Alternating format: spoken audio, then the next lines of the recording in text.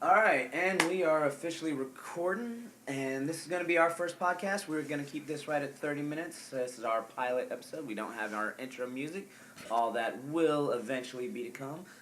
This is Ed Purdy, and... I'm Tyler Curry, and this is the Cerberus Podcast. Yep, the Cerberus Podcast. We decided to go with that. It's the name that we've been playing around with, some drawings. Eventually I'll have the logo completely finished off. We'll post that. Things with that just really worked out well for us. Looking at it, the Cerberus is the three-headed dog, and we kind of related that to what now? We've got three-headed dog with three styles of wrestling. You have folk style, freestyle, and Greco. It's kind of a weird little nerd thing that we decided to come up with just randomly. Yeah, and just the idea of it, it sounded cool. It had a cool look to it, and it fit perfectly what we love wrestling, and in general, this podcast will be very wrestling heavily, obviously. But we are definitely open. We are into MMA, all sports in general. Just me. We got our master of memes. I'm sure we'll have memes, Star Wars, movies, Star Wars nerd out. Pretty much everything you can think of. As we're recording this, we're actually watching the Southern Scuffle right now. If you don't know what that is, you need to definitely subscribe once we get our subscription stuff going, and seriously pay attention. Southern Scuffle, one of the biggest college tournaments minus NCAAs every year. Midlands is pretty big. Midlands is pretty big. Las Vegas is pretty big, but the Southern Scuffle, especially around here, is massively huge. We were just watching. We actually still have it up with it on mute right now, so if we go silent on you for a second or start talking about a match, I'd say we apologize, but we don't. No, not at all. Wrestling is more important. Yes. So, but we were just talking about the nuances of wrestling, and in this case, we were talking about writing time and how much it's kind of like we both have this love-hate relationship with writing time. Yeah, it's kind of weird. It's with writing time. If you get a minute of writing time, and which is if you're writing on top of your opponent, you get a point at the end. It's not like an immediate point. It would take place after the match is over, obviously. But it's kind of weird because you see a lot of these guys in college. Sometimes, just like you said earlier, they ride just to ride. They're not really riding to tilt. They're not looking to really score off of it. They're just kind of. It's almost like they're killing time. They're stalling. Yeah, and they're stalling. The whole point is like the stalling call is to stop people from stalling, but the people won't call. Hey, there we go. They won't call stalling. So the problem with that is then they come up with all these rules about dropping the ankles and all this kind of stuff. But we'll get into all that in future episodes and things like that. We also wanted to say, like, this episode where it's our first pilot episode, and like I said, we're going to cap it at 30 minutes just in case we mess this all up. Have to start all over. But this is like our first recorded pilot episode. But we are literally probably 50 to 60 episodes deep on conversations and everything else. And we've talked to several different people, and they've all been like, dude, why don't you just record what you guys talk about? Like, we would listen. And so, I mean, there is a bunch of people that we do feel would listen. It's one of those things that you say, like, we're recording just to record for us, and we don't care if anybody listens. There is some truth to that, but at the same time, I wouldn't mind if our stuff blew up, and we did get a lot of listeners. So once we do get this going, we're going to show you or tell you where to go, where we're going to download, whether it be iTunes or one of the other podcast apps. Eventually talking about setting up a YouTube channel. We'll actually video our discussions while we're doing this. Check out our little man cave studio here type thing. It's not a bad setup. No, it's a pretty nice setup. I mean, we got two computers here. We're going split screen right now with the Southern Scuffle, so I mean that's pretty ideal. Yeah. So we can actually watch wrestling, talk about matches. I thought about doing it, but I know too many people probably have already done it. Just for example, it'd be awesome to watch the Spencer Lee matchup from Midlands last week, and just have that playing and us talking about it while it's playing. Although I think it's already been done on that one, so we're not going to try to necessarily do what's already been done. If some of the stuff we talk about has been talked about in others, or somebody else, sometimes we either feel it's relevant to talk about it again, or as we feel that somebody has also already bugged our phones. I mean, 90% of the things that we have talked about that obviously have not been recorded yet have come to fruition in some way, shape, or form. I mean, we talked about the whole going with the NCAA going away from not allowing beards and and even going with more of the freestyle, more freestyle international senior level stuff. And they decided you can grow beards now, and I think it was even talked about to let them not wear the headgear, which would have been kind of cool, but obviously with all the CTE stuff, they decided to keep the headgear, even though that headgear is not really going to prevent you from a concussion. It doesn't do anything but prevent cauliflower ear mainly. And at the point of a college wrestler, I think eventually that rule probably will go away, just as it is at the senior level. Just because, one of two things. If you don't have cauliflower by the time you're in college, either you're going to continue wear the headgear. And I think they should make it so that it's an optional deal. Like, you can wear it if you want to wear it. You've protected your ears. You've watched out for it long enough.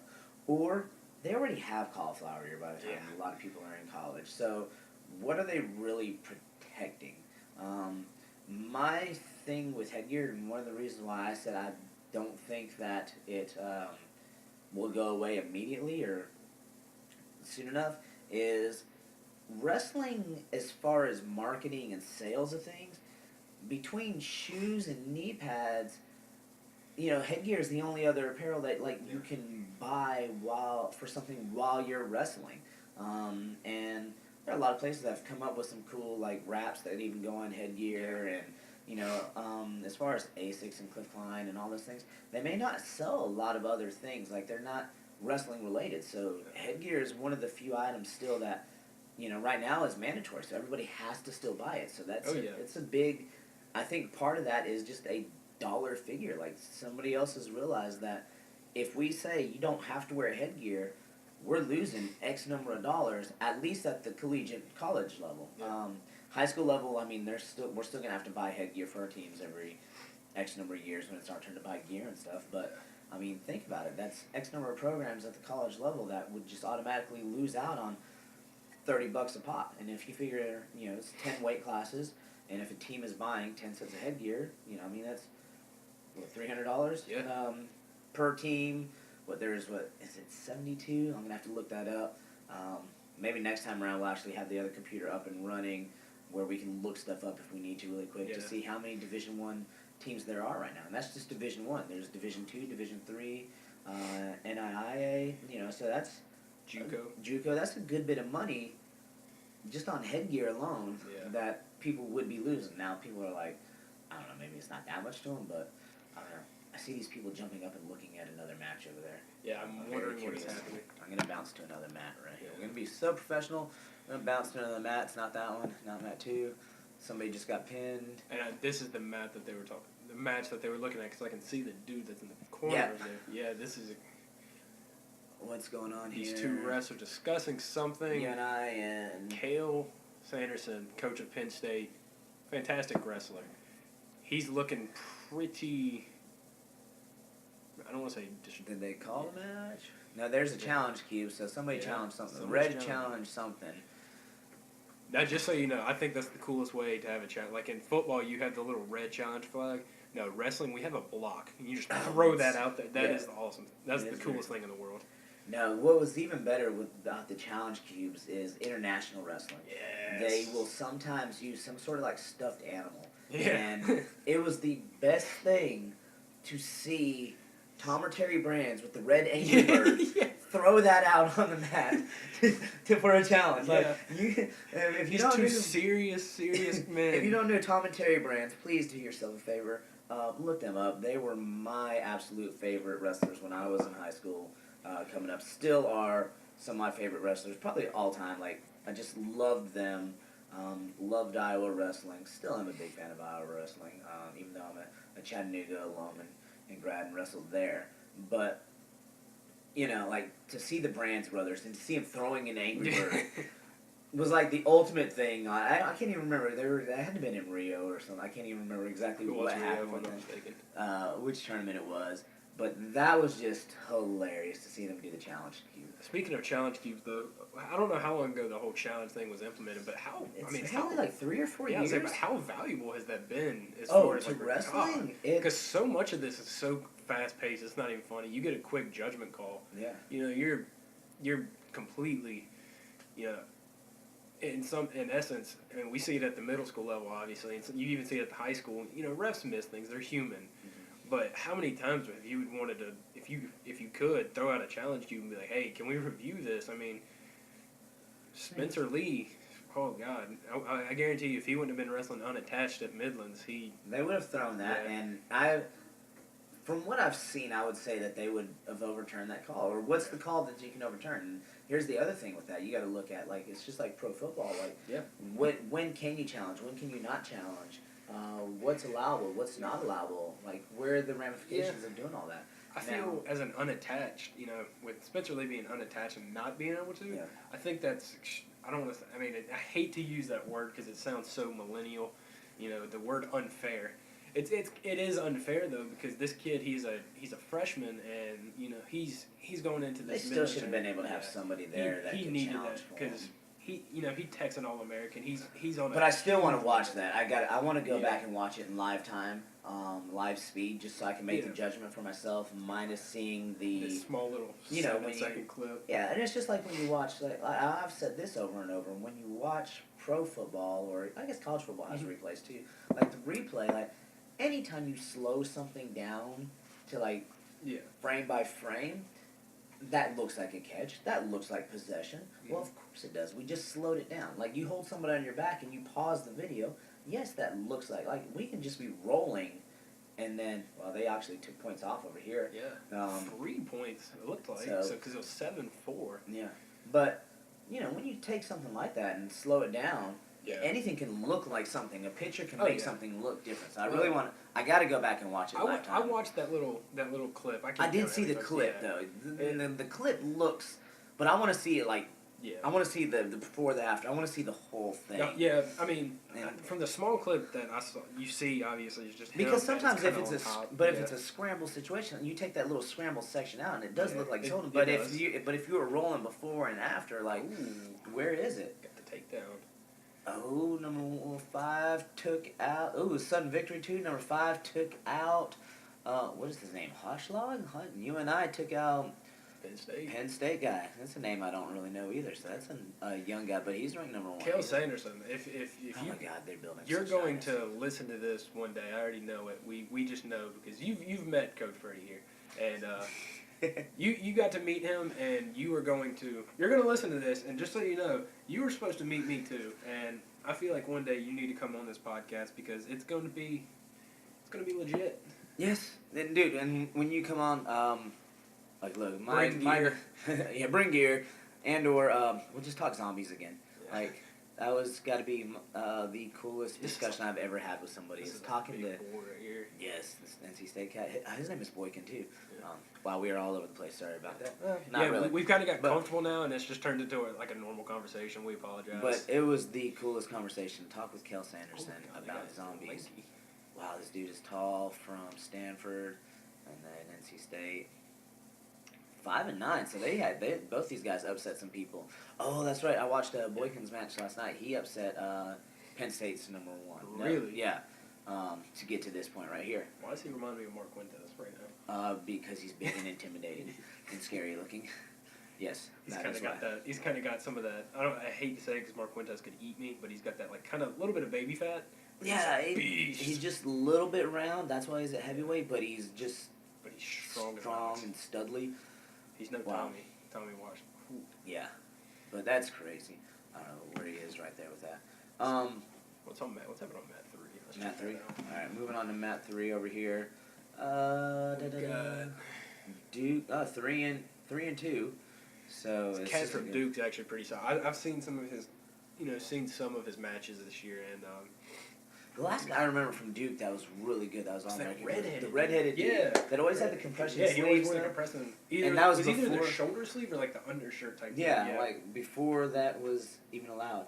Which another thing that we talked about in depth beforehand. Fight shorts and compression tops or compression bottoms, compression tops. We talked about that, like 5 years ago, my first year with you. Yeah, just about the idea of doing different things. All that stuff has just kind of come around.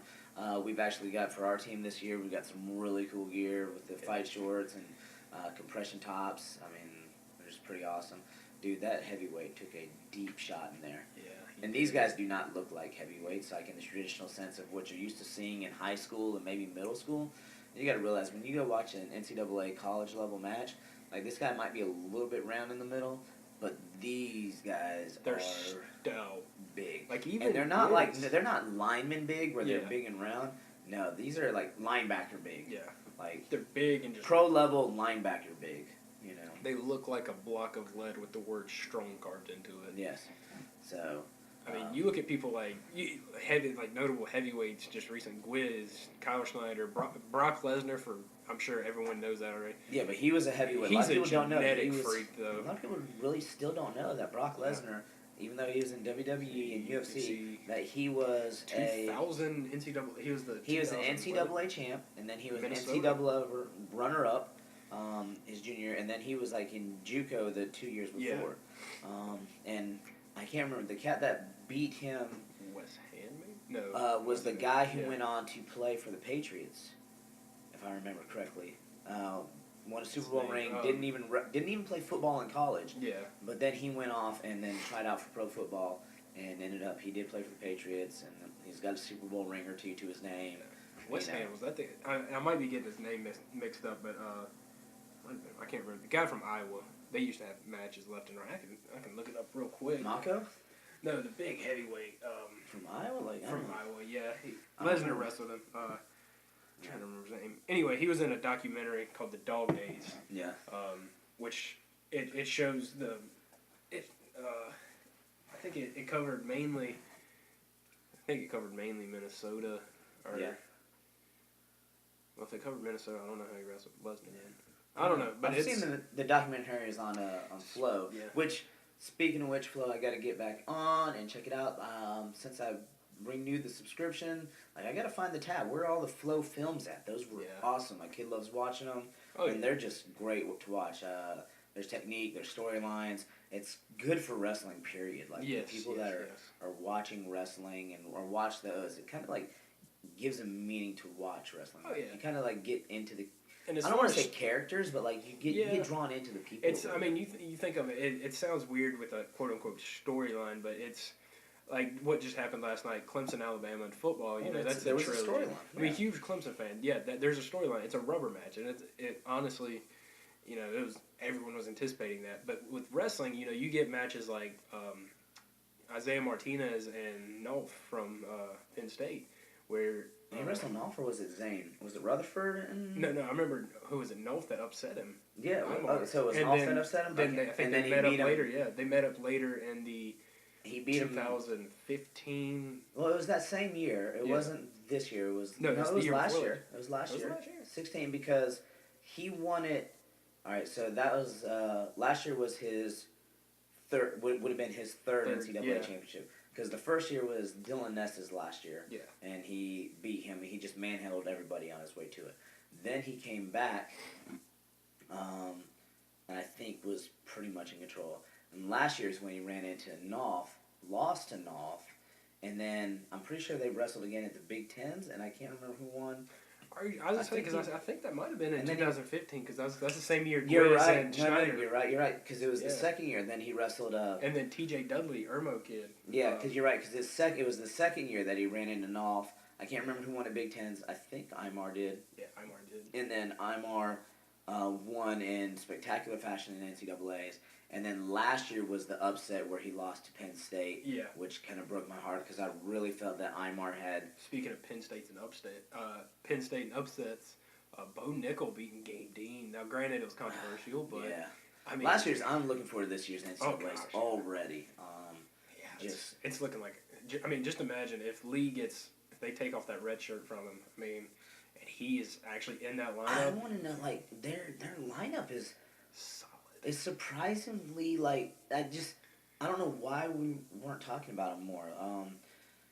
They just look good now. In there. And did they win Midlands again this year? Iowa. I don't know. I do not know. I cannot. Because I know they've dominated Midlands the last couple of years. Yeah, past 2 or 3 years. Actually. But they haven't done. I don't want to say haven't done well, but they haven't done Iowa well. Yeah. At the NCAA's. No, I mean, it's been, but past few years, it's been a toss-up between either it's been Penn State, obviously, the past, 7 years, I think? 6, 7 years, it's been ridiculous, but it's like Penn State, Ohio State usually has, Oklahoma State has guys that... Yeah. Now, and we're going to have to save that one for a whole nother episode, because I really want to break down, and we'll really geek out. We'll turn the other computer on and really nerd out. We can do live coverage of that. I want to pull up, a couple lineups and really go over... Like, I know on paper, with number 1 seeds and all, Penn State's still the favorite, but, like, the chance of, and since we are who we are, we can talk about things, like, that really, they don't go on paper anywhere. Yeah. But other than, like, the fact that it's in Cleveland this year. It's in Ohio. Ohio State's got these guys that are seniors. They have the caliber of wrestlers.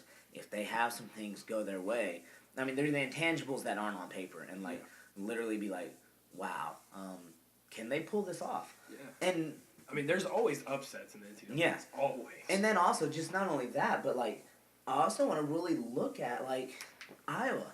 And do they pull Lee's red shirt? And then, have you heard about Pat Downey? No, I haven't.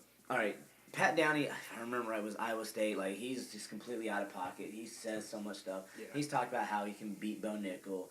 I think, beat Gabe Dean at one of the trials. But, like, they're looking at, he's trying to get into school at Iowa. And if he gets in at Iowa, like, you throw him, he's an AA contender. Yeah. You throw another AA contender in, do you go ahead and look at pulling Lee's red shirt? Because he's an AA contender. Oh, and absolutely. Then, like, as a freshman, too, but, like, do they have enough to pull his red shirt for the team right now, or go on from there?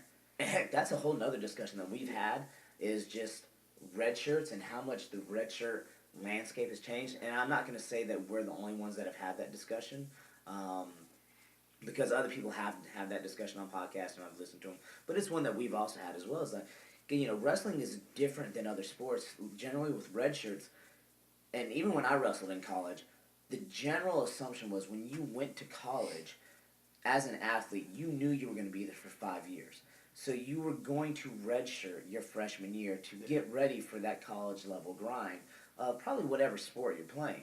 Wrestling was that way. And it still is that way. I mean, there's very few cases of people don't. See, I don't know. That's where, like, I think things have changed so much with wrestling, with the cadets and with the juniors and with the level of these wrestlers coming out and the scraps that they can do.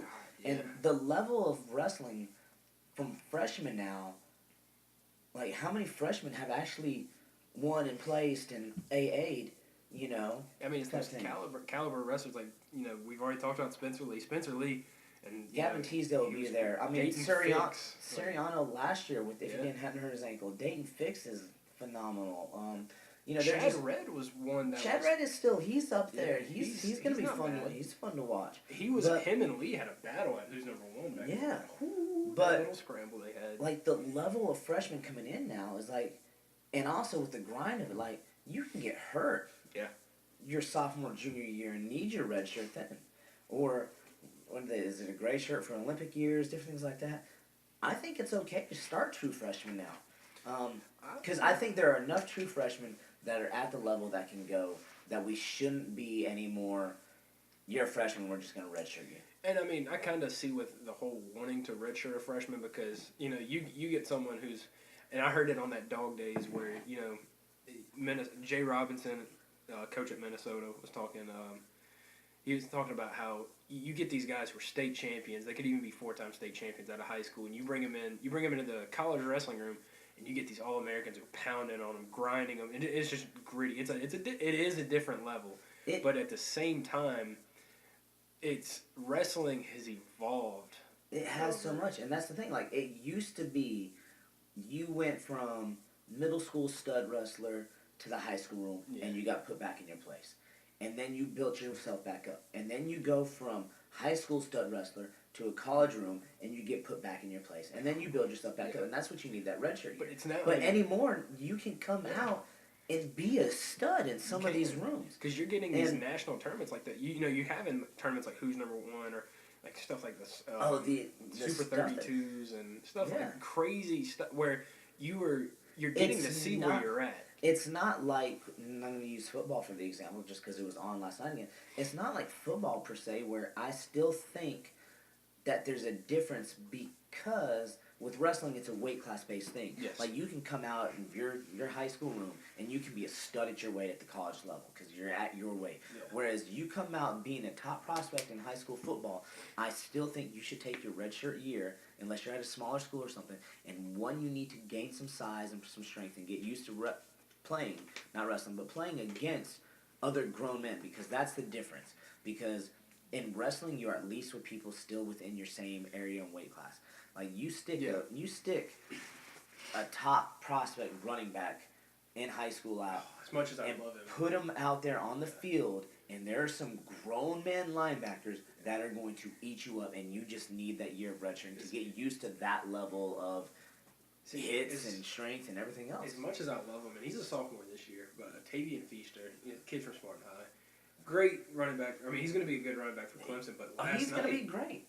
He went up against those Alabama boys, and that's a different animal. And I'm not saying Tavian's small. Tavian's not a small right. He's a sophomore, and you run into those. I think it's just a sport where I think those sports you just. Because of the size differences of different people, Tavian's going to be great. I think Tavian's going to get drafted. But see, the thing I think he's going to have a long career in front of him. And then with wrestling, like you said, it's very. Whereas Tavian's going up against maybe. Let's take Tavian. Tavian has to go up against 300-pound linemen right now at probably, how much do you figure he weighs? What are the stats on him? I think he's like 220, 230. I would say, he doesn't look 230. He looks 210, 220. He looks 210 to me, maybe 220 I think they measured him, but I think he is like 220 or something. But he's put on a lot of weight. Yes, but they're putting him against that. Now imagine Tavian. Yeah. Imagine if he was a wrestler, and then with his same skill set going in, he would only be against. And we'll use 197 because that was one of the last matches up here. Yeah. At 197 pounds, Tavian would only be up against other 197 pound. There's no one else and that's you don't have to worry about running into somebody else. I mean, it's not like you're going in there and there's like an unlimited weight class. Like it's not like which we had that at middle school. Okay. I think that's a whole other thing we'll rant about that. Yeah. Oh God, we could have like an hour-long rant on that. It's just so dangerous to have an unlimited weight class. But anyway, you take someone like Nick Soriano, who's a hammer at 25, hammer. But he's never going to have to worry about wrestling somebody that's 147 pounds, 157 weight class. Him and Spencer Lee would have had a great match, and Spencer Lee would be able to handle because Spencer Lee is the same size. They're the same exact size. Now, granted, yes, and we'll talk about weight cutting on a whole nother episode. Like, we've had this we probably had 3 episodes worth of weight cutting discussions, which we will also have for you guys. Who stole? Don't worry. It Flo who stole that? No, I'm kidding, Flo. I'm kidding. Don't. Oh, well, after I posted about David Taylor. I did. I posted that David Taylor thing, and then literally, it was like 2 days later, I was like, everybody else was posting it too. And we're like, I hate these people. Speaking of that, though, David Taylor looked impressive in that picture. I mean, looked like he's carved out of granite. I was like, wow. And then also, I will have to say this, David Taylor, because of course you will listen as well, because our heads are that big. Yeah. But the fact that he replied to my comments and said that he feels great, like, you don't know how many other... Yeah. Send out the link. So many other coaches were like, really? You got David Taylor? Only you would somehow get him to reply to you on something like that on social media. Magic, man. And I've known some people that are like, you're kidding me, right? Like, he actually replied back to you just because you tagged him. Like, how many people do you tag on things? And we're tight like that, Yeah. We're cool with him. Kyle Schneider, you're next. We're gonna make a post about you, and we need you to respond. Yeah. Hit us back up. Please, actually, Kyle, we would love to have you. We'll take you out and get some TNT Hot Wings. Oh, God, TNT Hot Wings. Hey, we need a sponsor. Yes. This is our pilot episode, but we are looking for sponsors. Anybody want to help us out with that? If the sound quality isn't good enough for you, hit us up. Sponsor us.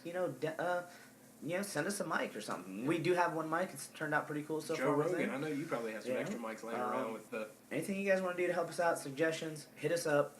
We said we're gonna keep this at our 30 minutes for today. Yeah. Go ahead and hit us up for topics. We're going to see what we can do. We'll get everything downloaded. Hit us up with topics. Let us know what you want to hear about. We may or may not listen to you. No, I'm just kidding. We've got so many things we do want to talk about. We just really wanted to...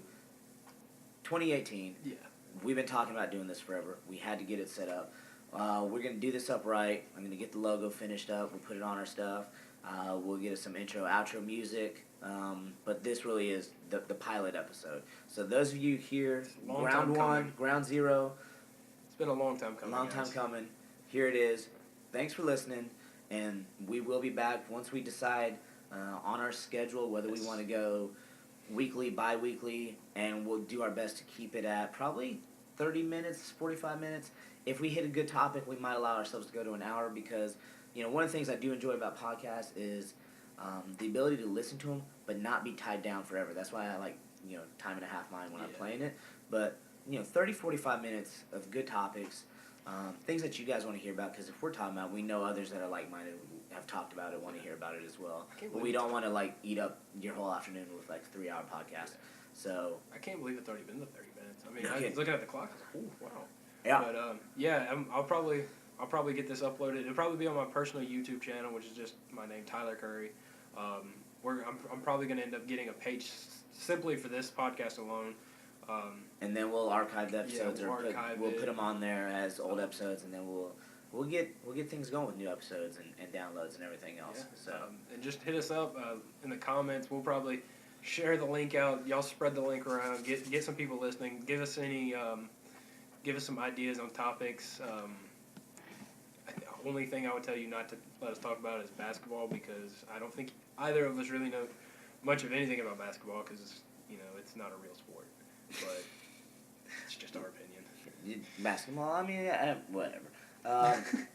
Yeah, I was gonna say something, but we're not even worried about that right now. Michael Jordan guy, he's a young one, isn't he? All right, see that? Now, okay, wait. I'm gonna go back on him right now, and this is just a pet peeve of mine. People say the GOAT, they use that term way over much. Yes. There really is only one GOAT. And I'm gonna have to say that Chris Jericho. the first GOAT, or at least the first GOAT, was Michael Jordan. The greatest of all times in a sport for basketball. Just overall athletic. Now we can go into obviously a wrestling podcast, and Kyle Snyder, Jordan Burroughs, all those other guys I think are phenomenal, probably better athletes, and I am biased. I'm gonna go ahead and say that. But if you want to use the term GOAT, leave it at Michael Jordan. Leave it at one person per sport. I'm so sick and tired of hearing he's the GOAT. He's the GOAT. No, you can't all be the GOAT. I think because right now, I'm just picturing a bunch of little animals running around getting their heads stuck in things. Okay, when you overuse it, there's a GOAT. Let's leave it at the GOAT. Oversaturated, no longer means anything. Although with professional wrestling, I was joking about Chris Jericho. I think he's the only one who, everyone called him that. Everyone just was like, oh, he's one of the greatest of all time, and he actually used it. I guess he keeps up on media, and he used it. As a matter of fact, I think last year when the Patriots won the Super Bowl and everyone was calling Tom Brady the GOAT, he had that gimmick with putting people on the list. And he actually put Tom Brady on the list for being called the GOAT. He said because that's him. He was like, you know what happens to people who get called the GOAT and they're not me, and I thought that was hilarious. So. All right, so we're gonna cut it at that one before we end up ranting for another half an hour. All right, thanks. We'll hit you up next time.